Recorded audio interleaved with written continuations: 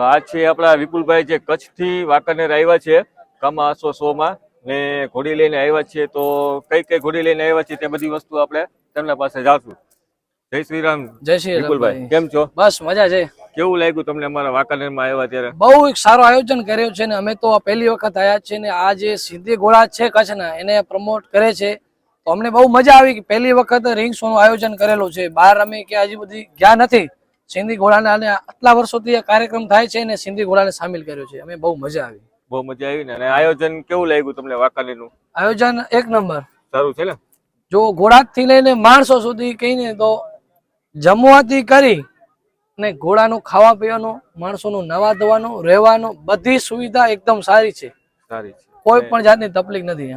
તમે કેટલા ઘોડા લઈને આવ્યા છો? અમે ટોટલ કચ્છમાંથી 4-5 ઘોડી લઈને આવ્યા છે. એક આ ભાઈ અનિલભાઈ છે જે માલિક છે. અનિલભાઈ એ પથ્થરના છે ને હું એનો મિત્ર છું. હું પોતે એક યુટ્યુબ ચેનલ ચલાવું છું ને હું વિડીયો બનાવવા આવ્યો છું. પછી કચ્છમાંથી બીજી એક ઘોડી આવી છે.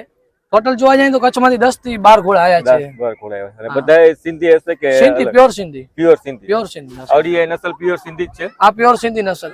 આની જો વાત કરીએ નસલમાં તો આનો બાપ ચેતક, જે અમારે કચ્છમાં ચેતક ઘોડો જે મનડી વાળો ઘોડો કહેવાતો, જે હમણાં રામ રહીમ અશોપાલક મનડી છે એના પાસે ઘોડો હતો એ ઘોડાની વછેરી છે. બરોબર. અને આની માં જોઈ તો આપણે કચ્છમાં એક જમકુ ઘોડી ફેમસ બધે સાંભળ્યું છે રેવાલ ચાલમાં. બહુ ફેમસ ઘોડી છે રેવાલ ચાલમાં. એ હજી સુધી તો મને એમ નથી લાગ્યું કે આ ઘોડી હારી હોય.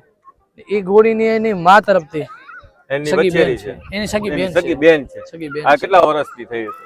અત્યારે આ થઈ છે 4 સાલ. કેટલા? 4 વર્ષ. 4 વર્ષની થઈ એટલે છે. મતલબ 4 દાંત કર્યા છે. 4 દાંત વાળી. 4 દાંત. તો મિત્રો આ ઘોડી 4 વર્ષની છે. સ્પેશિયલ સિંધી નસલની. આનું નામ શું છે ભાઈ? માણકી. માણકી. આનું નામ છે માણકી.